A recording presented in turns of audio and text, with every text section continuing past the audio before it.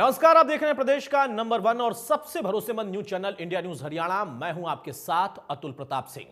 2021 के जाते जाते कोरोना के ओमिक्रॉन वेरिएंट ने फिर से देश और दुनिया के लिए चिंता बढ़ा दी है। देश में लगातार ओमिक्रॉन से संक्रमितों का आंकड़ा बढ़ता जा रहा है। 21 राज्यों में 800 से ज्यादा केस मिले हैं। सबसे अधिक मामले दिल्ली तो दूसरे नंबर पर महाराष्ट्र है। हरियाणा में भी अब तक कुल 12 केस मिल चुके हैं। गुरुग्राम, फरीदाबाद में लगातार मामलों की बढ़ोतरी दिखाई दे रही। गुरुग्राम की बात करें तो पिछले 24 घंटे में 151 केस मिले। सरकार और स्वास्थ्य महकमा अलर्ट है। नए साल के जश्न पर पहरा रहेगा तो 1 जनवरी से वैक्सीन की दोनों डोज भी अनिवार्य है। बिना वैक्सीन वालों की 1 जनवरी से सार्वजनिक जगहों पर एंट्री भी बैन करने का फैसला लिया गया है। बेपरवाही आपको मुश्किल में डाल सकती है, इस बात का एहसास सरकारों को अब हो रहा। लेकिन साल के खत्म होते होते और नए साल के जश्न के बीच में हमें जो लापरवाही है, उस लापरवाही से दूर रहकर अपने आप को, अपने परिवार को, सबको बचाना होगा। और इसी वजह से दिल्ली से लेकर अलग अलग राज्यों में तमाम जगहों पर यह फैसले लिए गए कि फिर से एक बार सख्ती करनी पड़ेगी। जश्न पर पहरा भी रहेगा क्योंकि बहुत सारे लोग इस बार फिर से जश्न मनाने के चक्कर में अपने आप को संक्रमित कर सकते हैं। जश्न के चक्कर में वो प्रभावित हो सकते हैं ओमिक्रॉन से और आंकड़ा बहुत तेजी से बढ़ सकता है। इस बात का एहसास सभी को है। शायद यही कारण है कि अब तैयारी तेज की जाने लगी है, लेकिन कितनी तैयारी अभी हमें दिखाई दे रही, सवाल यह भी बनता है।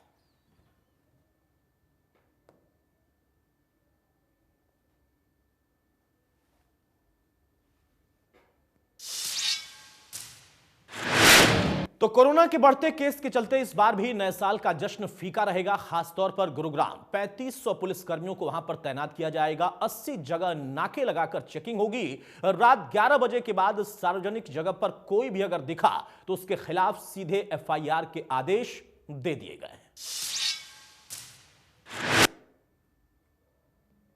9 वर्ष की पार्टियों पर रोक लगाने को लेकर जिला प्रशासन अपनी तरफ से तैयारी कर रहा है। किस तरीके के ये प्रबंध, इस पे बात करने के लिए हमारे साथ गुरुग्राम पुलिस के ACP प्रीतपाल जी हमारे साथ में। सर, 31 दिसंबर की अगर बात की जाए, बड़े स्तर पे पार्टियां, जश्न इस तरह के देखे जाते हैं, लेकिन इस बार सख्ताई की आदेश है। किस तरीके की सख्ताई रहेगी, क्या कुछ यहाँ पर अगर कहें तो देखें।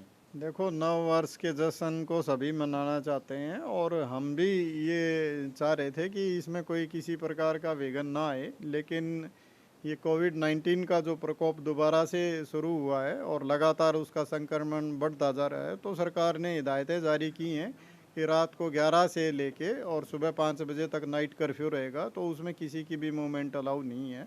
तो उसको मद्देनज़र रखते हुए हम उस तरह के प्रयास कर रहे हैं, इस तरह का सुरक्षा इंतज़ाम लगा रहे हैं ताकि सरकार के जो निर्धारित मापदंड हैं उनकी पालना की जा सके। उसके तहत 11 बजे के बाद किसी की भी मूवमेंट अलाउड नहीं है। तो मेरी सभी लोगों से ये अपील रहेगी कि वो घरों में रह के ही अपना सेलिब्रेशन करें। 11 बजे के बाद अगर कोई भी आदमी मूवमेंट करेगा या बाहर आएगा तो हमें मजबूरन उसके खिलाफ कार्रवाई करनी पड़ेगी। गुरुग्राम में अगर बात की जाए, cyber hub, MG road, sector 29, ये ऐसे इलाके हैं जहाँ अक्सर बड़ी भीड़ देखी जाती है। तो जो रेस्टोरेंट्स हैं, जो बार हैं, उनको भी क्या इस तरह के संदेश पहले से दिए गए हैं उस दिन को लेकर? हाँ, इनको सभी को इस बारे में सूचित कर दिया गया है और ये तो पूरी तरह से सभी को इसकी जानकारी भी है कि नाइट कर्फ्यू रहेगा और उसकी पालना की जाएगी।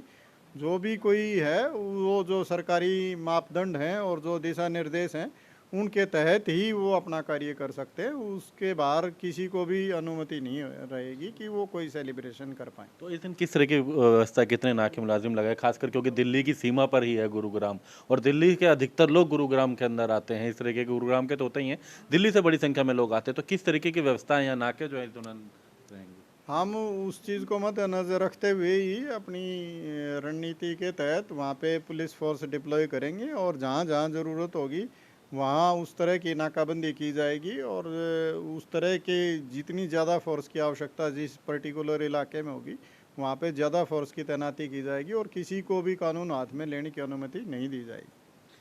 तो लगातार बढ़ते कोरोना के मामले एक चिंता का विषय तो है ही। इसको लेकर के रात 11 बजे से सुबह 5 बजे तक का जो कर्फ्यू जो है, अगर बात करें, नाइट कर्फ्यू लगाया गया था, उसी के मद्देनज़र 31 दिसंबर का जो ये कार्यक्रम, जो पार्टियां थी, उन पर भी रोक लगाने का प्लान है। ऐसे में हालांकि गुरुग्राम पुलिस का कहना है कि यदि कोई व्यक्ति बाहर आता है, ऐसे में नजर आता है, तो उनके खिलाफ कड़ी कार्रवाई भी की जाएगी।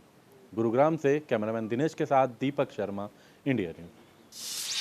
9 वर्ष तो सख्ती की बात कही जा रही है और लोगों से ये अपील भी है, हमारी भी, कि आप भी अपनी जिम्मेदारी को समझें। नए साल का जश्न जरूर है, लेकिन अगर आपको कोरोना से बचना है, एक बार फिर से आंकड़ा ना बढ़े, तो हमें शायद इस साल जश्न वैसे मनाना होगा जैसे कोरोना काल में हमने कई त्योहार मनाए। इधर 3 जनवरी से 15 से 18 वर्ष के बच्चों को वैक्सीन लगना शुरू हो जाएगी। साथ ही 60 साल से ऊपर वालों को बूस्टर डोज लगाने की तैयारी है। फरीदाबाद में स्वास्थ्य महकमे ने अपनी तैयारी पूरी भी कर ली है। ओमिक्रॉन के मामलों में लगातार बढ़ोतरी हो रही है और इसके अलावा जो कोरोना के पेशेंट हैं वो भी लगातार बढ़ रहे हैं। तो इसको लेकर क्या कुछ स्वास्थ्य विभाग की तैयारियां, हमारे साथ यहाँ पर फरीदाबाद के सिविल अस्पताल के जो सीएमओ हैं डॉक्टर विनय गुप्ता, वो मौजूद हैं। उनसे जान लेते हैं उनको लेकर क्या कुछ खास तैयारियां। डॉक्टर साहब, कितने मरीज अब तक कोरोना के पेशेंट हो चुके हैं और ओमिक्रॉन के कितने? आज हमारे पास ओमिक्रॉन के 4 केसेज हैं, जिनमें से 2 जनों की छुट्टी हो गई है अस्पताल से, एशियन फिडेलिस में जो एडमिट थे। एक उनका 27 तारीख को आज दोबारा से टेस्ट करके देखा जाएगा कि क्या रिपोर्ट आती है। यदि वो भी नेगेटिव आई तो उनकी भी छुट्टी करा लेंगे। एक पेशेंट हमारा जो दयाल नगर से पॉजिटिव आया है, वो नाइजीरिया से 10 तारीख को यहाँ पर आया था और एयरपोर्ट पे उसका टेस्ट कराया गया, वो नेगेटिव आया था। उसके बाद उसने 11 तारीख को यहाँ पर फिर टेस्ट कराया, जो कि 12 तारीख को पॉजिटिव आया है। उसके बाद उनका हमने जीनोम सीक्वेंसिंग भेज दी थी, जिसकी रिपोर्ट आने के बाद कंफर्म हो गया कि ओमिक्रॉन के पेशेंट है। साथ में उनके 3 बच्चे और वाइफ भी कोविड पॉजिटिव हैं और उनका हमने जीनोम सीक्वेंसिंग भेजी हुई है। उनकी रिपोर्ट आने के बाद कंफर्म होगा कि उनको कौन सा वेरिएंट है। इसके अलावा घर में इनके फादर भी हैं, लेकिन वो कोरोना नेगेटिव है। इसके अलावा बात करें तो जो वैक्सीन लगाने की बात जो की जा रही है, 15 से 18 वर्ष के जो युवा हैं उनको वैक्सीन लगनी है, उसको लेकर क्या कुछ तैयारी और क्या कोई ऐसा डाटा है कि कितने ये डोज लगने वाली है? हमने बच्चों के लिए वैक्सीन लगाने के लिए 1 तारीख से हम पोर्टल खोल देंगे, जिसके ऊपर सभी बच्चे अपना रजिस्ट्रेशन करा सकते हैं। इसके अलावा हमने डिस्ट्रिक्ट एजुकेशन ऑफिसर को लेटर लिख दिया है, जिससे कि वो हमें एग्जैक्ट नंबर ऑफ पेशेंट या बच्चे जो हमारे हैं उनका हमें पता पड़ सके और उनके नाम और लाइन लिस्टिंग हो सके। इसके अलावा हम स्कूलों में भी जाकर, जो कि आजकल खुले हुए हैं, सभी बच्चों को वैक्सीन लगाएंगे और जल्द ही हम इसको पूरा कर लेंगे। हमारे पास लगभग 1,30,000 के करीब ये बच्चे इस एज ग्रुप के हैं। डॉक्टर साहब, अभी भी लोग लापरवाही करते हुए देखे जा सकते हैं। भीड़ भाड़ वाले इलाके में अभी भी लोग मास्क का प्रयोग नहीं कर रहे, बिना मास्क के घूम रहे हैं। उन लोगों के लिए क्या कुछ तैयारियां आपकी तरफ से की गई? क्या कोई टीम का गठन है या और किसी तरह से उनको मोटिवेट सारा का डीसी साहब के इधर हमारी मीटिंग हुई थी, उसके अंदर ये डिसाइड करा गया इंसिडेंट कमांडर की 10 टीमें बनाई गई है और साथ में हर टीम के साथ साथ 10-10 वर्कर होंगे, जो कि उनको वैक्सीन भी लगाएंगे और साथ में पुलिस भी होगी उनके साथ, जो कि उनका चालान काटेगी और स्ट्रिक्टली उनको कहेगी कि अब मास्क लगाना बहुत ज़रूरी है। यदि हम मास्क नहीं लगाते हैं तो ये ओमिक्रॉन वेरिएंट जो बहुत तेज़ी से फैलता है, हमारे यहाँ पर बहुत सारे बंधुओं को, भाइयों बहनों को इन्वॉल्व कर लेगा। इसलिए ये स्ट्रिक्ट संदेश दिया जा रहा है कि हम मास्क पहनना, 2 गज की दूरी रखना, फ्रिक्वेंट हैंड वॉशिंग तो करना ही है। साथ में सेकेंड डोज ऑफ वैक्सीन जिनकी ड्यू है, अभी हमारे 80% लोगों को सेकेंड डोज लग चुकी है, 20% अभी भी हमारी ड्यू है, जिसके लिए हमारी टीम पूरी तरह से प्रयास कर रही है। 200 जगह पर वैक्सीनेशन कैंप लगा रही है। मेरा सभी से अनुरोध है कि जल्द से जल्द अपनी सेकेंड डोज को लगाएं, जिससे कि हम आगे बच्चों को वैक्सीन और बूस्टर डोज तेज़ी से आगे कर सकें और हमारे भाई और बंधुओं को बचा सकें। तो कहीं ना कहीं स्वास्थ्य विभाग लगातार प्रयासरत है कि लोग बहुत ज़्यादा इस बीमारी से ग्रस्त ना हो और उसको लेकर तमाम तरह की तैयारियां उनकी तरफ से की गई हैं। आगे बूस्टर डोज भी लगाया जाएगा, साथ ही 15 से 18 वर्ष के जो युवा हैं उनको भी वैक्सीनेट किया जाएगा। फरीदाबाद से इंडिया न्यूज़ के लिए राजेंद्र दहिया। तो सवाल इस बात का ही है कि जब एक तरफ खतरा बढ़ रहा है, उसी बीच में लोगों को ज्यादा से ज्यादा और कम उम्र के लोगों को भी अब कोरोना वैक्सीन लगा दी जाए, इसकी तैयारी की जा रही है। लेकिन अब सबसे बड़ा सवाल यह कि लगातार केस बढ़ना तीसरी लहर की आहट है। सीधा संकेत वो दे रही है। सवाल दूसरा भी है कि दिल्ली से सटे जिलों में जो केस हैं उनके बढ़ने की वजह क्या है, क्योंकि पिछली बार भी हमने देखा था कि जो सटे हुए इलाके थे, जिले थे, उनमें प्रभाव दिखाई दिया था, क्योंकि दिल्ली में जो स्थिति थी उसका सीधा प्रभाव उन जगहों पर दिखाई दिया। अब तीसरा सवाल जो कि सबसे ज्यादा इस वक्त स्वाभाविक है कि नए साल पर भीड़ को रोकने की क्या तैयारी है और लोग क्या इसको मानने को तैयार हैं, दूसरी लहर को हम क्यों भूल रहे हैं, क्योंकि अगर हम वो भूलेंगे तो फिर खतरा वैसा ही होगा और दूसरी लहर में जो नुकसान हमने झेला, पूरे देश ने झेला, वो सभी की आंखों में अभी भी मंजर याद है। हमारे साथ कुछ खास मेहमान मौजूद हैं, उनसे मैं आपको तारुफ कराता हूं। चर्चा में आगे बढ़ते हैं। प्रोफेसर विधु रावल हमारे साथ, प्रवक्ता बीजेपी के जुड़े हैं, बहुत स्वागत है विधु आपका। सुमित गौड़ हमारे साथ है, प्रवक्ता कांग्रेस के, बहुत स्वागत है सुमित भाई आपका। रजत पंडेटा है, प्रवक्ता इनेलो के, बहुत स्वागत है रजत जी आपका। डॉक्टर संदीप मल्होत्रा है, सदस्य IMA फरीदाबाद के, डॉक्टर संदीप बहुत स्वागत है आपका। सबसे पहले डॉक्टर संदीप, मैं शुरुआत आपसे ही कर रहा हूं, क्योंकि राजनीतिक लोगों के पास जब मैं चला जाऊंगा तो वहां पर आरोप प्रत्यारोप शुरू हो जाएंगे और इस मसले पर आरोप प्रत्यारोप की जरूरत नहीं है। तैयारी अच्छी हो सरकार की तरफ से और जनता भी उसको स्वीकार करे, यह सबसे ज्यादा जरूरी है। लेकिन स्वास्थ्य महकमा इसको किस तरीके से देख रहा है? कोरोना वैक्सीनेशन को भी बढ़ाना है, तीसरी डोज की बात भी प्रधानमंत्री ने कह दी है, कम उम्र के लोगों को भी अब लगाने की तैयारी है, लेकिन वहां पर जो सबसे अहम चीज होती है कि मौजूदा जो चैलेंज है नए साल के जश्न के दौर में या उसके कुछ दिनों के बाद तक, इस चीज को हम कैसे रोक पाएंगे? नमस्कार जी, धन्यवाद। पहले तो इस आपके चैनल के माध्यम से मैं आपके दर्शकों को एक नववर्ष की शुभकामनाएं देना चाहूंगा। साथ ही साथ देखिए, अभी सरकार के जो इसके कोविड के अभी थर्ड फेज या तीसरी लहर को रोकने के लिए जो प्रयास किए जा रहे हैं, हम सबको मिलकर इसमें सरकार के प्रयासों की सराहना तो करनी ही चाहिए, साथ ही साथ वो अपना पूरा सहयोग देना चाहिए।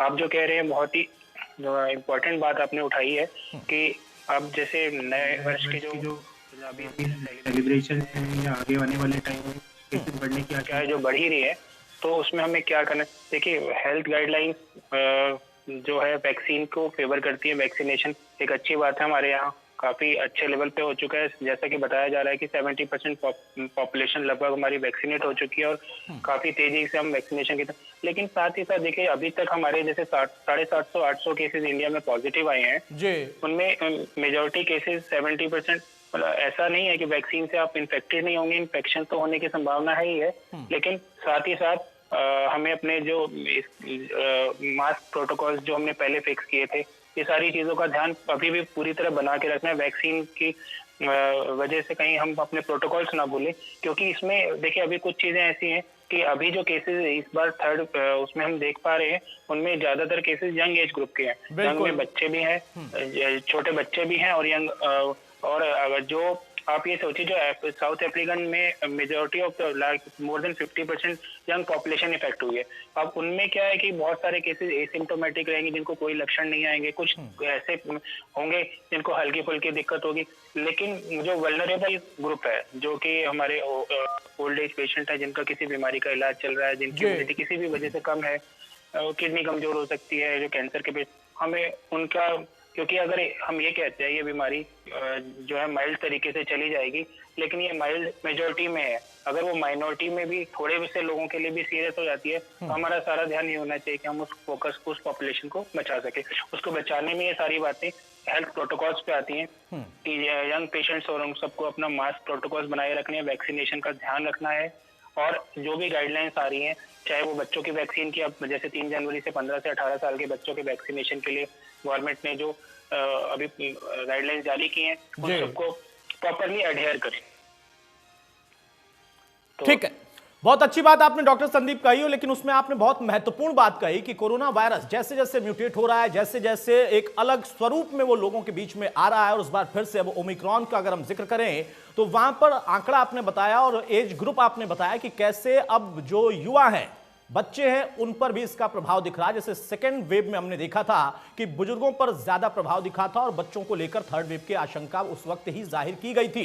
डॉक्टर प्रोफेसर विधु रावल, सवाल इस बात का कि सरकार, अगर हरियाणा सरकार की बात करें तो सबसे पहली ये सरकार थी जिसने इसको महामारी घोषित कर दिया था, पैंडेमिक के तौर पर इसको देखा था, लेकिन फिर भी हमने सेकेंड वेव में देखा कि बहुत सारे लोग इससे प्रभावित हुए। उत्तर प्रदेश का हाल हमने देखा, हरियाणा की स्थिति उससे कहीं बेहतर तो थी, लेकिन चैलेंजेस थे, ऑक्सीजन को लेकर तमाम तरह की दिक्कतें। इस बार नए साल के जश्न के दौर में कम से कम वो दिक्कतें ना आए, लोग वो लापरवाही ना बरते, प्रशासन की तरफ से वो सख्ती बरती जाए और जनता का सहयोग भी मिले, ये दोनों ही जरूरी हैं। बिल्कुल निश्चित तौर पर Haryana has paved the way for entire country. पूरे देश के लिए हमने एग्जांपल सेट किया। हरियाणा की भाजपा सरकार ने और प्रांतों को बताया कि किस प्रकार से इस प्रकार की महामारी को हैंडल किया जाता है। हम माइल्स अहेड रहे हैं दूसरे प्रदेशों से। हमने सबसे पहले इसको महामारी घोषित किया। आपने बिल्कुल ठीक कहा। ऑक्सीजन की कमी को लेकर देश भर में बहुत सारा हल्ला भी हुआ, बहुत जगह कमी भी थी, लेकिन हरियाणा के अंदर उसके बनस्पत जो है उतनी कमी नहीं रह पाई। हमने अवेलेबिलिटी भी की और बड़ी जल्दी युद्ध स्तर पर काम करके 2 बहुत बड़े कोविड अस्पताल जो कि ऑक्सीजन बेड जिसके अंदर अवेलेबल थे वो करवाए। अब भी हम लीड कर रहे हैं, ना सिर्फ कोविड अप्रोप्रिएट बिहेवियर को लागू करवाने में, यानी कि हमने जो 1 जनवरी का जो 1 जनवरी से कुछ चीजें बदल करी हैं, उसकी वजह से भी जो है चीजें जो है कोविड अप्रोप्रिएट बिहेवियर में लोगों को प्रेरित होंगे उन चीजों की पालना करने के लिए। इसके अलावा हम जो वैक्सीनेशन कर रहे हैं वो भी अपने आप में देश के अंदर बड़े प्रांतों में हम लीड कर रहे हैं। हम नेशनल एवरेज से कहीं बेहतर कर रहे हैं जी। मैं आज का अगर आपको आंकड़ा बताऊं तो आज भी हमने आज में हमने, और आज का आंकड़ा आपको बताऊं तो 96% हरियाणा की जो जनसंख्या, जो कि हमने टारगेट जनसंख्या थी, उसमें से 96% यानी कि 1,97,92,000 से अधिक लोगों को हमने फर्स्ट डोज दे दिया है वैक्सीनेशन का। और सेकंड डोज जो है वो 1,39,00,000 के करीब, यानी 68% के करीब, उसमें भी ये नेशनल एवरेज से बेहतर है। इससे आगे अगर चले हम तो हमारे जो टेस्ट पर मिलियन है, जिसको लेकर विपक्ष बहुत हल्ला मचाता रहा, राहुल गांधी रोज ट्वीट किया करते थे, लापरवाही का काम करते थे, वो टेस्ट पर मिलियन में भी हम बहुत सारे विकसित प्रांत, नहीं मैं कह रहा हूं, मैं देशों की बात कर रहा हूं, हरियाणा सरकार की तुलना में विकसित देशों से कर रहा हूं। ठीक है। हमारी जो टेस्ट पर मिलियन है ये 57,000, ये 5,73,881, ये अपने आप में एक बहुत बड़ी फिगर है। ये विकसित देशों में भी टेस्ट पर मिलियन इतने नहीं हो पाए हैं। बहुत सारी चीजें हैं जो मैं इस डिबेट के अंदर रखना चाहूंगा। हम और प्रांतों से और बहुत सारे देशों से भी हम जो है उनके लिए भी एग्जांपल सेट कर पाए हैं। ठीक है। सुमित गौड़, सहमत हैं आप? जिम्मेदारी तो सबकी है, लेकिन सहमत हैं आप कि यहां तैयारी भी सरकार की है?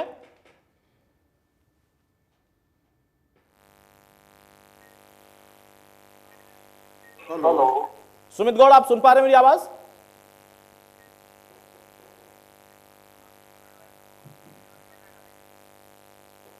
गौड़ साहब, आपकी आवाज शायद नहीं आ रही है, अनम्यूट कर लिया आपने? हेलो। हाँ सुमित गौड़ साहब बोलिए। मुझे आपकी आवाज नहीं आई थी, एक बार दोबारा पूछेंगे?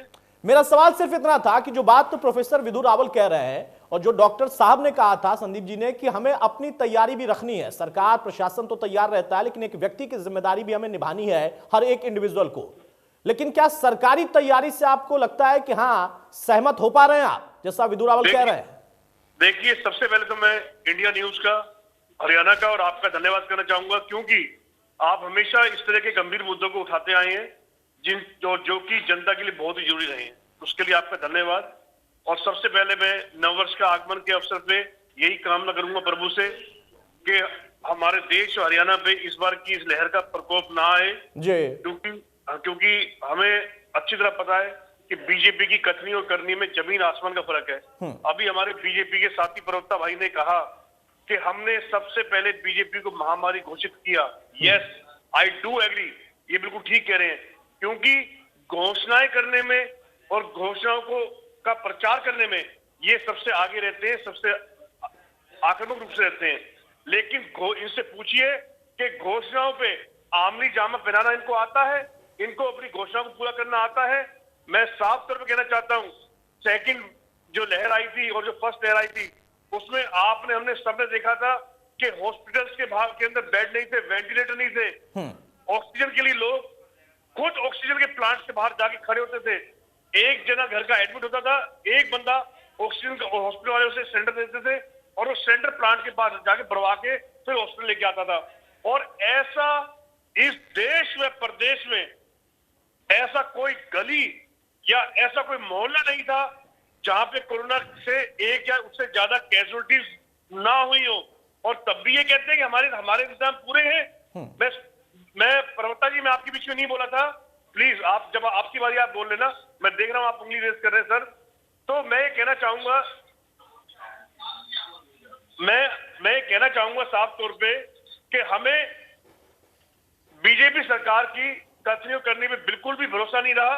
और एक मांग और करना चाहूंगा आपके माध्यम से कि ये जो आगामी जो 5 राज्यों के चुनाव हैं, इनको भी थोड़ा सा अगर इसी तरह से जैसे केसेस बढ़ रहे हैं, यूपी में भी बढ़ रहे हैं, और हमारे आप बात करें पंजाब में भी केसेस आप बढ़ने लगे हैं, तो इनको कुछ समय के लिए पोस्टपोन करना चाहिए। लेकिन बीजेपी नंबर्स को छुपा रही है इस समय कोविड के केसेस को। और मैं साफ तौर पे कहना चाहता हूं अपने हरियाणा वासियों से, क्योंकि मेरे लिए देखिए मैं फरीदाबाद से आता हूं, फरीदाबाद भी सर्वोपरि है, हरियाणा भी सर्वोपरि है। तो मैं, क्योंकि हम जो दिल्ली प्रदेश है वो हरियाणा को एक नहीं 3 तरफ से घेरता है, और फिर वही पहले से ज्यादा भयंकर रुझान आने लग गए हैं। ठीक है, विधु रावल जवाब देंगे। उनका कहना है कि पेंडेमिक तो आपने घोषित कर दिया, लेकिन तैयारी नहीं की, सेकेंड वेव में उसकी लहर का असर दिखाई दिया था। उसके बाद मैं रजत जी के पास जाऊं, बहुत जल्दी से जवाब। देखिए कुछ डिबेट्स को गैर राजनीतिक रखना ही अच्छा होता है, लेकिन कांग्रेस जब सत्ता में होती है तब भी कुछ नहीं करती है। आज विपक्ष में रहकर भी जो अच्छा काम है उसकी सराहना करने में जिम्मेदार विपक्ष की भूमिका निभाने में पीछे है। मैं इसमें इंडियन नेशनल लोकदल को बल्कि इसमें जो है क्रेडिट देना चाहूंगा। बहुत बार कई बार उनके मन में ये बात आ जाती है, वो करते हैं। ये अब भी कह रहे हैं हॉस्पिटल्स में बेड नहीं है, अब भी ये इस प्रकार की बात कह रहे हैं। इनको मैं याद दिला दूं, इनकी जहां पर सरकारें हैं वहां का क्या हाल है। जहां से वायनाड से इनके प्रिय राहुल गांधी जी अमेठी से हारने के बाद गए हुए हैं, वो उस केरला के अंदर आज तक भी सेकंड वेव खत्म नहीं हुई है। क्या आप आईने से मुलाकात नहीं करते क्या? यह काल्पनिक दुनिया में रहते हैं? किस प्रकार की बातें करते हैं आप? मैं बड़ी पीड़ा के साथ कह रहा हूं, मैं इसको I didn't want to lower it to political discourse को लोअर नहीं करना चाहता। आज राजनीतिक चर्चा नहीं होनी चाहिए। मैं आज चर्चा नहीं। सुमित जी एक बार आप रुक जाइए। सुमित जी बीच में बोल रहे हैं आप। सुमित जी बीच में बोल रहे हैं आप। इनको एक बार रोकिए। ये अराजक हो चुके हैं। सुमित भाई अभी तो आप कह रहे थे, जब उन्होंने सिर्फ उंगली उठाई थी तो आपने कहा बीच में बहुत बोली, और आप बीच में बोल रहे हैं। ये इनका दोगला चेहरा यहाँ पर ही आ गया, डिबेट के अंदर नजर आता है। इस प्रकार की दोगली हरकतें करते हैं। महाराष्ट्र के अंदर आज तक नहीं कुछ कर पाए। पंजाब, राजस्थान, छत्तीसगढ़, झारखंड में आपका रिकॉर्ड क्या है? जरा बताइए ना, कहीं एक प्रांत से तो हमारी तुलना करके दिखाइए। मैं कह रहा हूं हरियाणा ने लीड किया है, और आप ये बताइए कि कहां पर नहीं किया, कहां पर हरियाणा पीछे रह गया। आज भी आप क्या कर रहे हैं? अपने नेता राहुल गांधी की तरह वो भी ट्वीट खेलकर केवल पैनिक फैलाने का काम करते हैं। हर विषय पर आप पैनिक फैलाना चाहते हैं। आज आप एक बात कह रहे हैं, किस बुनियाद पर आप ये बात कह रहे हैं कि हॉस्पिटल बेड्स नहीं है? मैं आपको बेड्स की संख्या देता हूं, आपको अभी ऑक्सीजन वाले ठीक है। अगर तैयारी है तो अच्छी बात है। सुमित गौड़ का भी यही कहना है कि तैयारी होनी चाहिए। सेकेंड वेव में अगर हमने कुछ कमी देखी तो अब वो कमी ना रहे थर्ड वेव में।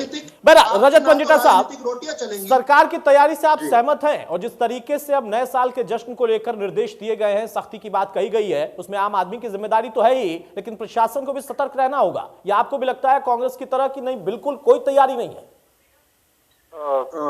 देखिए मैं किसी भाजपा और कांग्रेस और ये कोई पार्टी की बात नहीं करना चाहूंगा, क्योंकि इस देश के नागरिक की जो जान है वो सर्वप्रिय है, वो सर्वप्रथम है। कोई कांग्रेस की सरकार है या भाजपा की सरकार है, देश का नागरिक है जिसको परेशानी पिछली वेव में भी हमने देखा किस तरीके से हमने लाशों के ढेर लाइन लगी हुई। ये कोई किसी से छुपी हुई तो है नहीं, किसी भी शमशान घाट के आगे लाइनों में चिताएं लगी हुई थी, तैरती हुई हमने लाशें देखी। हमने ऑक्सीजन की कमी के मैंने तो आपके चैनल के ऊपर ही रोहतक पीजीआई के आगे बोर्ड लगे देखे हैं, वहां पे प्रिंटेड लिखा हुआ था कि ऑक्सीजन उपलब्ध नहीं है। जगदीश नैयर जी हैं, वो उनके परिवार के 2 सदस्य एमएलए होते हुए उनके परिवार के 2 सदस्यों की अभी कोविड में बेड ना मिलने की वजह से, ऑक्सीजन प्रॉपर ना मिलने की वजह से उनकी मृत्यु हो गई।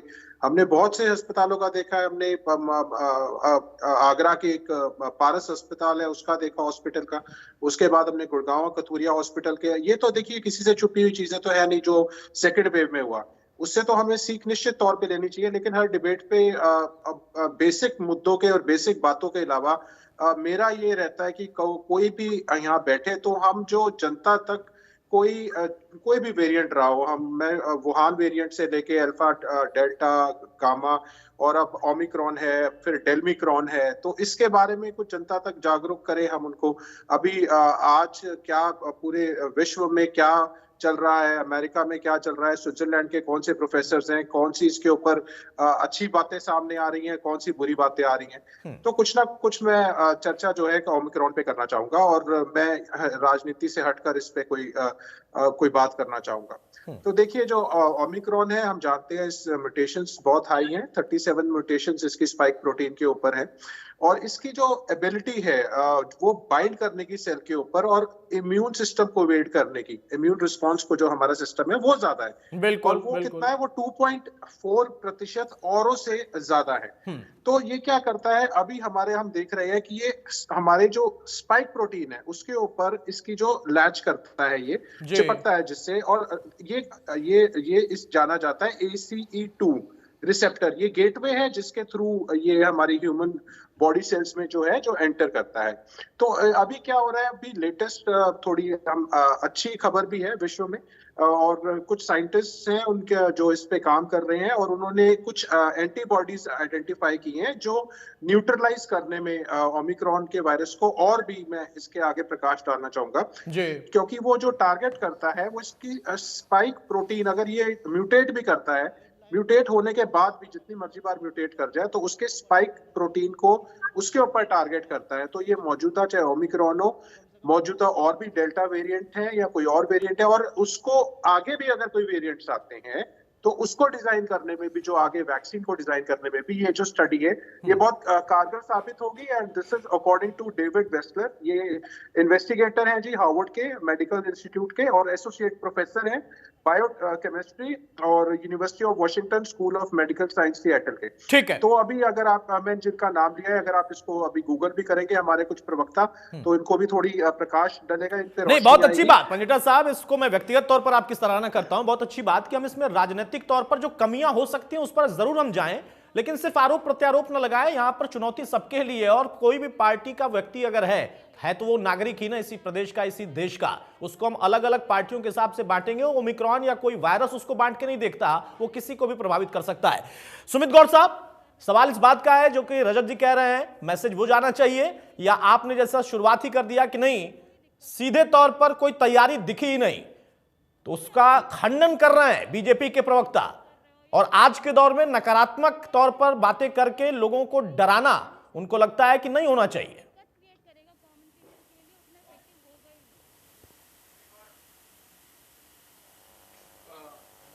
सुमित गौर, और इसके साथ साथ ये भी, हेलो गौर साहब आवाज आ रही है? हाँ, अब आपकी आवाज आ रही है मेरे को। सर सिर्फ इतना ही बोला मैंने कि नकारात्मक बातें नहीं करने की बात कही जा रही है, राजनीति से ऊपर उठकर कम से कम इस पर चर्चा हो, ये कहना है पंडिता साहब का भी और बीजेपी के प्रवक्ता रावल साहब का भी। देखिए, बिल्कुल वो बिल्कुल ठीक कह रहे हैं, मैं उनकी बात से सहमत हूँ। लेकिन अभी उन्होंने ये कहा कि हम लोग ट्वीट करते हैं, हमारे राहुल जी ट्वीट करते हैं। मैं इनको बता देना चाहता हूँ, चाहे वो किसान आंदोलन हो वो इन्होंने वापस लिया, और चाहे इनके कोविड के फेलियर हो वो इनके, अगर कांग्रेस पार्टी देश में नहीं होती, हम मतलब आप किसान आंदोलन के क्रेडिट राहुल गांधी को दे रहे हैं? मतलब किसानों का कोई क्रेडिट नहीं है? राहुल गांधी ने बयान दिया था इसलिए आंदोलन खत्म, आप ये कह रहे हैं? इन्होंने कहा हमने ट्वीट किया, हमने तो ट्वीट ही तो किया, और क्या किया? हमने वहां जाके उनसे मिले, उनसे साझा किए, उनके धरने में भाग लिया, और इसके अलावा कोविड। गौर साहब, आप राजस्थान की बात कर लीजिए। इस बार भी देखिए कि दिल्ली और महाराष्ट्र की स्थिति क्या है। महाराष्ट्र में तो आप ही है ना, अघाड़ी की सरकार है। मैं सभी बात कर रहा हूँ, मैं उस पर भी आ रहा हूँ।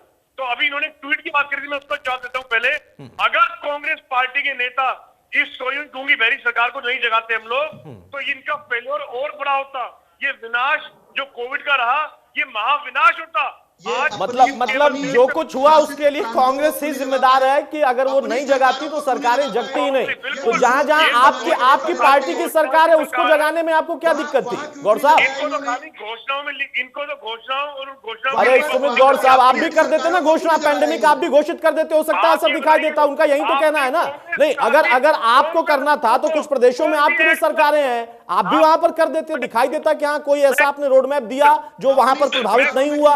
और पंडिता जी से भी सवाल करना चाहता हूं अच्छा काम कि किया, बीजेपी सरकार ने अपनी सरकारों को क्यों नहीं जगाया आपने, उनको क्यों चाहे वो सोने दिया, पंजाब हो वहां चाहे के वो नागरिकों ने राजस्थान क्या हो, जुल्म कर दिया आपने आपको क्या वोट दे दिया मदद दी तो? उनको किसी भी मुद्दे पे, चाहे वो कोविड हो कोई भी हो? क्या आपको वहां के लोगों ने केंद्र के चुनाव में वोट नहीं दिया? क्या आपके सांसद वहां से बनके नहीं आए?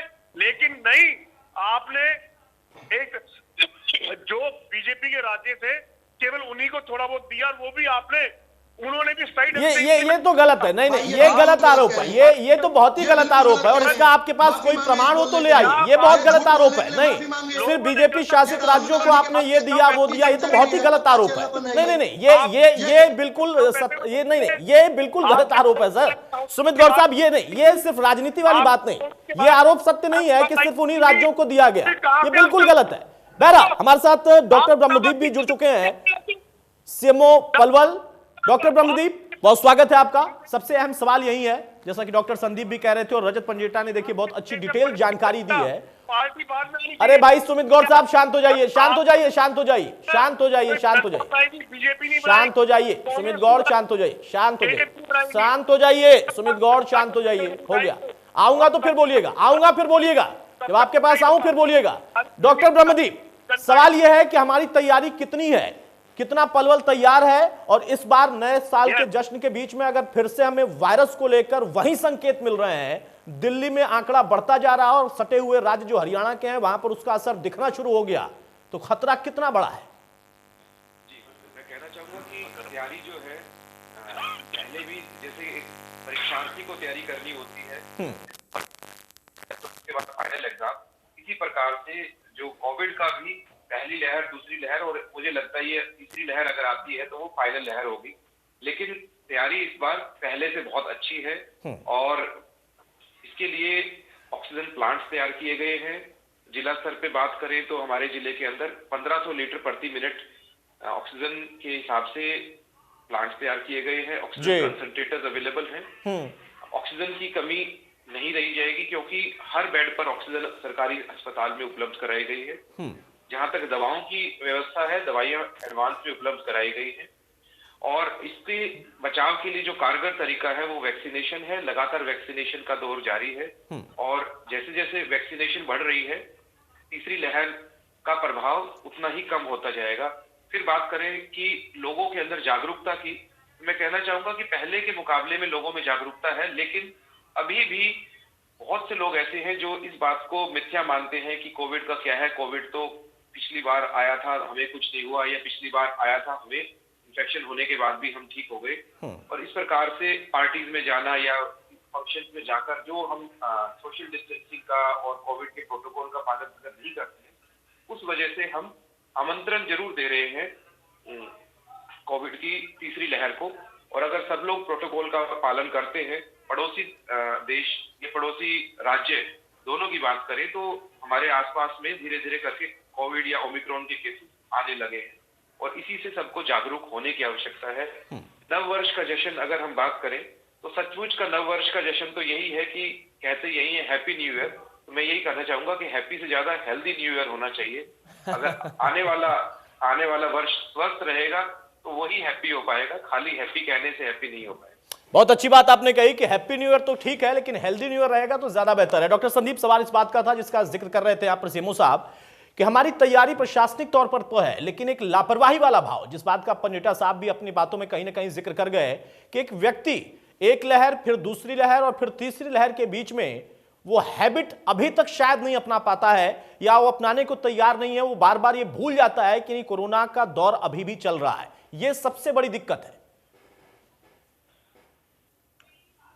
आप बिल्कुल सही कह रहे हैं। एक्चुअली हमने जैसे अभी तीसरी लहर देख रहे हैं, पहली ऐसे मतलब पहली लहर में और सेकंड वेव में हमने काफ़ी चीज़ें ओवर द टाइम लर्निंग की है, और थर्ड वेव अभी ये लर्निंग स्टेज पे एक्चुअली हमें बहुत ज़्यादा अभी इसके बारे में डिटेल नॉलेज नहीं है। अभी हमारी नॉलेज प्रिलिमिनरी स्टेज पे है। अभी तक का डेटा मे भी ये कहता है कि कुछ मेजॉरिटी केसेस माइल्ड रहे हैं या फिर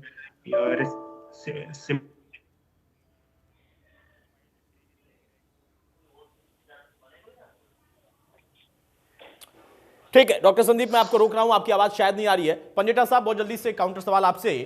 जो बात बार बार सुमित गौर साहब कह रहे हैं कि अगर उसको हम देखें तो क्या उस तरीके की स्थिति अभी है? सेकेंड वेव के बाद तो काफी चीजें बदली, हैबिट लोगों की अगर बदली, कुछ लोग अभी भी मानने को तैयार नहीं है, तो कुछ लोग लगातार उस चीज को फॉलो कर रहे हैं, और उस बीच में अगर प्रशासनिक तैयारी के आदेश दे दिए गए हैं तो हमें इसे स्वीकार करना चाहिए। और वही बात जो आप कह रहे थे कि हाँ, इस पर कम से कम उस तरीके की चर्चा ना हो। देखिए, निश्चित तौर पे अभी क्या है कि ओमिक्रॉन, एक तो इसका इन्फेक्शन और ट्रांसमिबिलिटी बहुत ज्यादा है। जैसे मैंने आपको बताया 2.4% ये ज्यादा अच्छी तरीके से बाइंड करता है स्पाइक प्रोटीन के ऊपर। म्यूटेशंस भी इसकी ज्यादा हैं, और अभी स्टडीज जो आ रही हैं पूरे वर्ल्ड वाइड, जिसमें जिनको पहले इन्फेक्शन हो चुकी है, और क्या है कि ये वायरस जो है अलग अलग पार्ट्स में ठीक होने के बाद भी रह सकता है। ये ब्रेन में रह सकता है, ये हार्ट में रह सकता है, आपके अदर बॉडी पार्ट्स में रह सकता है।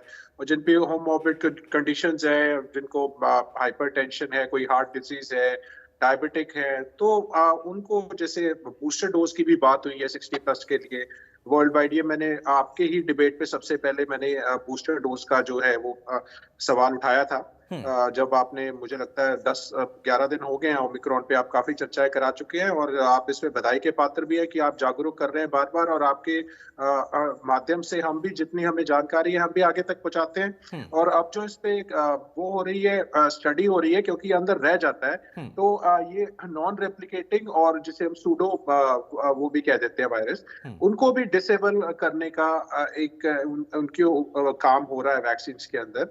और जैसे मैंने मोलनुपिराविर है मर्क्स की, उसका भी जिक्र किया था। और 2 वैक्सीन हैं जिनका हम अप्रूवल गवर्नमेंट ऑफ इंडिया ने दे दिया है। तो देखिए, आगे के आगे जैसे जैसे है इसके ऊपर काम होगा, इसको और बेहतर तरीके से समझा जाएगा। जरूरी नहीं है कि जो पहले वाली वैक्सीन थी, अभी जो पीछे डेटा आया था वो मैंने उसका भी जिक्र किया था, प्रोफेसर राय के बारे में भी जिक्र किया था आप ही के चैनल के ऊपर, कि वो भी कह रहे थे कि जो बच्चों यंग एज की जो वैक्सीनेशन होनी है, पहले उनका, जिन कंट्रीज में ऑलरेडी हो रही है, पहले उनका एक साइंटिफिक डेटा को एनालाइज किया जाए। क्योंकि देखिए, लगने के बाद अभी हम 3rd डोज की बात कर रहे हैं, बूस्टर डोज। इजराइल विश्व में ऐसा है जहां 4थी डोज की भी बात देने का वो हो गया है। तो देखिए, ये तो ऑल ओवर, ये कोई वेरिएंट ये नहीं कि बीमारी है, महामारी हिंदुस्तान में है। हाँ, अभी हमारे कांग्रेस के प्रवक्ता ने अपने ओपनिंग कमेंट में एक बड़ी हंसने वाली बात कही कि इन्होंने सबसे पहले भाजपा को महामारी घोषित किया। अभी आप इसको दोबारा देखेंगे डिबेट को, तो वो सुनेंगे भाजपा महामारी, वो हम उस पे ओमिक्रॉन पे बात कर रहे हैं, तो वेरिएंट पे, तो जो महामारी है।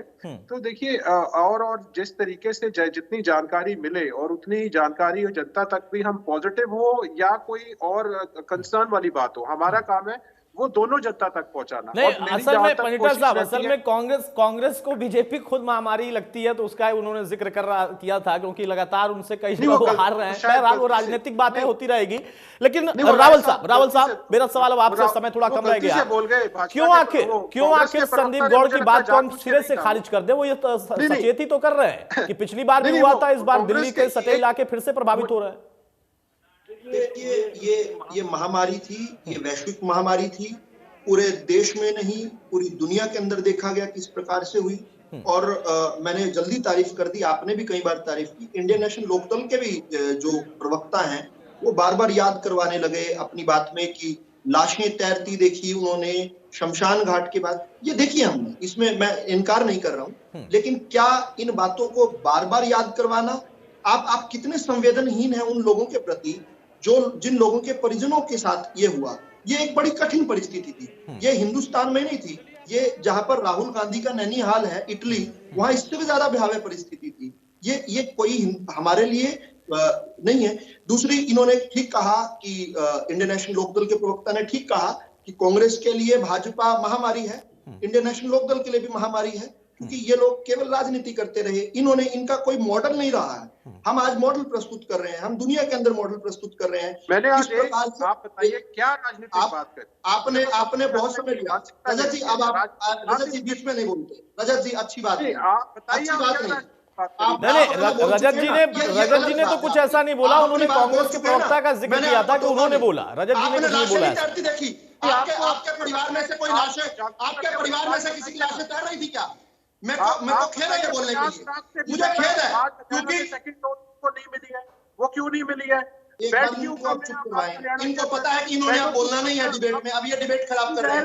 आपने इनकी जरूरत से ज्यादा तारीफ कर दी आज ये साबित कर रहे हैं कि आपने जो तारीफ की उसके तारीफ के काबिल नहीं थे।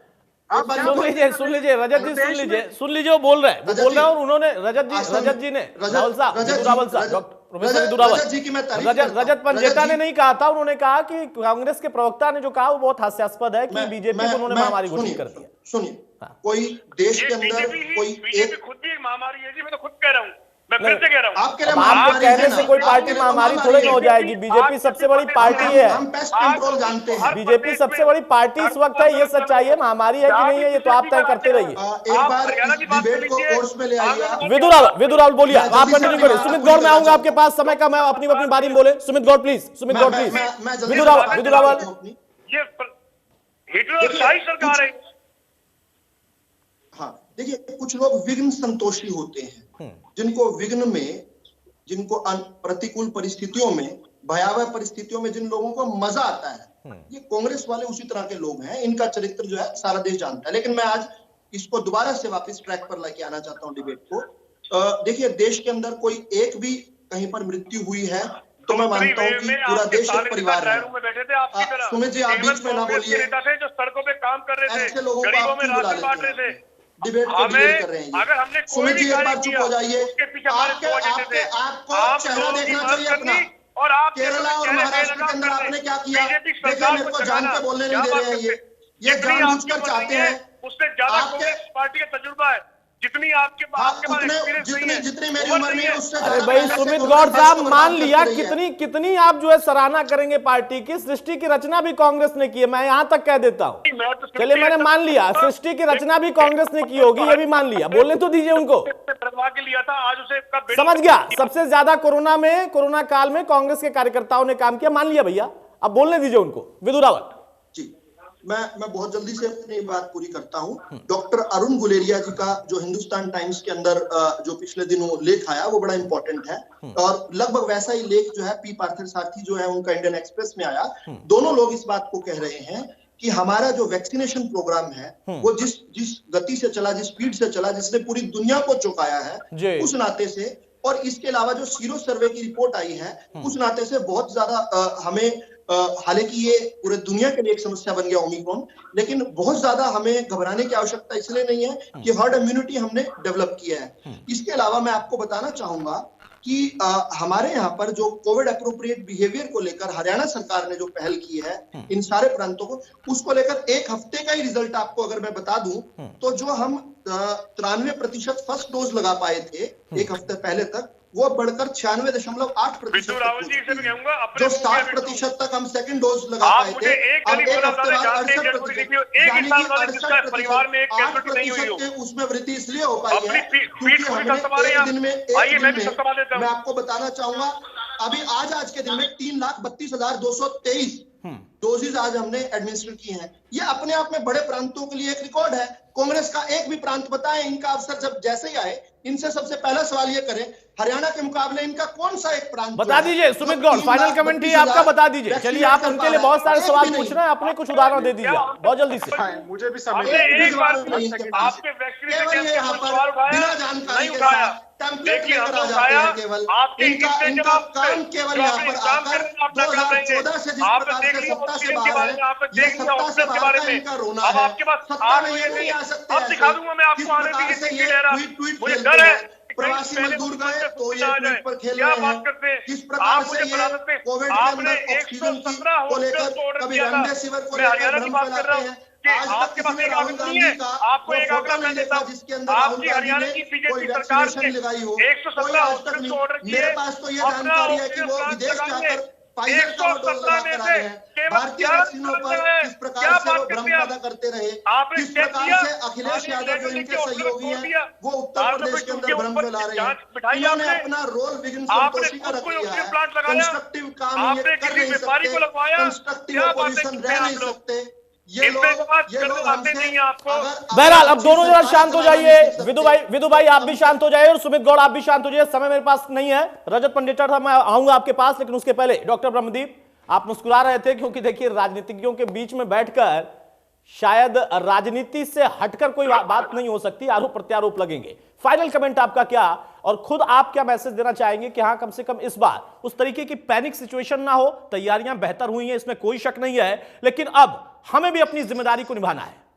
जी थैंक यू अतुल जी। मैं सुन रहा था बड़ा तल्लीनता से, और सबका डिस्कशन मुझे लगता है डिबेट के बाद ही कुछ ना कुछ कंक्लूजन निकल पाता है, और क्योंकि मुद्दा ही बहस का है तो बहस के मुद्दे में बहस तो होगी ही। मैं कहना चाहूंगा कि तैयारी बेहतर है, लेकिन एक डेजा वू फिनोमिनन होता है जिसमें कि ऐसा लगता है जैसा ये सब कुछ पहले हो चुका है।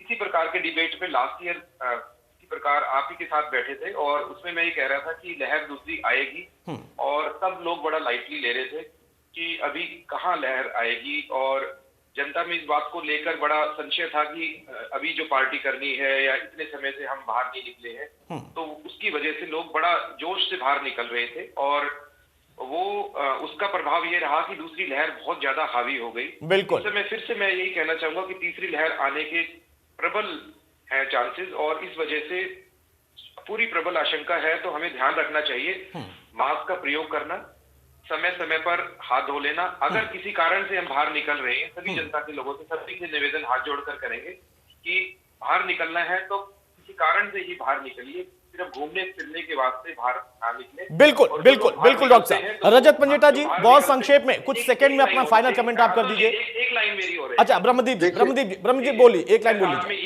एक लाइन ये कहना चाहूंगा कि हमारे स्वास्थ्य विभाग दोबारा अवसर मिल गया आपको, आपने तो सोच लिया था अवसर नहीं मिलेगा। शब्द कहना चाहूंगा कि स्वास्थ्य विभाग के लोगों ने ऑलमोस्ट लाइक आर्मी काम किया है, तो मैं उनको कहना चाहूंगा कि लड़ाई अभी बाकी है, और लड़ाई के अंदर अभी और लड़ने की जरूरत है, और आगे बढ़ने की जरूरत है। और द्वारका प्रसाद महेश्वरी जी के दो शब्द कहकर मैं अपनी बात को विराम दूंगा। वीर तुम बढ़े चलो, धीर तुम बढ़े चलो, सामने पहाड़ हो, सिंह की दहाड़ हो, तुम निडर डरो नहीं, तुम निडर डटो वहीं। रातें होगी रात हो, संग होगी साथ हो, सूर्य से बढ़े चलो, वीर तुम बढ़े चलो, और वो भी मातृभूमि के लिए वीर तुम बढ़े चलो। ठीक है पंडिता साहब, बहुत संक्षेप में सर, बहुत संक्षेप में शाद कमेंट सर। पंडिता साहब देखिए, बिल्कुल विश्व भर में अभी हम तीसरी लहर की बात कर रहे हैं, विश्व भर में चौथी पांचवी लहर भी कई देशों में आ गई है। और अभी इन्होंने बात की तो मैं नीति आयोग के जारी किए हेल्थ इंडेक्स के आंकड़े बताना चाहूंगा कि जिससे हमारे पड़ोसी राज्यों से भी हरियाणा की स्थिति खराब है। उसमें पंजाब हमसे अच्छी बेहतर स्थिति में है, हिमाचल हमसे बेहतर स्थिति में। हम तो ये गलत जानकारी दे रहे हैं, ये बिल्कुल गलत जानकारी दे रहे हैं, ये भ्रमात्मक प्रचार कर रहे हैं यहाँ पर। और पंजाब के अंदर वैक्सीनेशन प्रोग्राम। चलिए ठीक है, मैं अब आप सभी को शुक्रिया कह रहा हूं। बहुत शुक्रिया विदु भाई, बहुत शुक्रिया सुमित गौड़ जी, रजत पंडिता जी और डॉक्टर ब्रह्मदीप सिंह आपका भी। तो मौजूदा दौर में देखिए राजनीति तो कभी नहीं जाएगी, कोरोना कब जाएगा ये सवाल जरूरी है, लेकिन उसके बीच में हमें अपनी जिम्मेदारी को निभाना भी जरूरी है, जो कि व्यक्तिगत तौर पर इंडिविजुअली हर एक व्यक्ति कर सकता है। बाकी काम सरकारों का है, तो हमसे अब सवाल भी पूछेंगे, उनसे हम उम्मीद भी लगाए बैठेंगे। नमस्कार।